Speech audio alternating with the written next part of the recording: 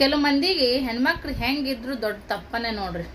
ಸ್ವಲ್ಪ ಗುಣ್ಗುಣ್ಕ ದಪ್ಪಾಗಿರ್ಲಿ ಎಮ್ಮೆಗಳಂತಾರೆ, ಅದ ತೆಳಗಿರ್ಲಿ ಏನೇ TB ಪೇಷಂಟ್ ಅಂತಾರೆ. ಆ ಕಡೆ ದಪ್ಪನೂ ಇಲ್ಲ, ಈ ಕಡೆ ತೆಳಗೂ ಇಲ್ಲ, ಮೀಡಿಯಮ್ದಾಗಿದ್ರ ಅದಕ್ಕೆ ಯಾವಾಗೂ ಅಟ್ಟೆ ಬಂದ, ದಪ್ಪನಾಗಲ್ಲ ತೆಳಗೂ ಆಗಲ್ಲ ಅಂತಾರೆ. ಮತ್ತು ಹೆಂಗಿರ್ಬೇಕ್ರಿ ಹೆಣ್ಮಕ್ಳು? ಯಾರನ್ನ ನೆಚ್ಚಿಸೋಕ್ಕೋಸ್ಕರ, ಯಾರನ್ನೋ ಮೆಚ್ಚಿಸೋಕ್ಕೋಸ್ಕರ ನಾವು ಜೀವನ ಮಾಡೋದು.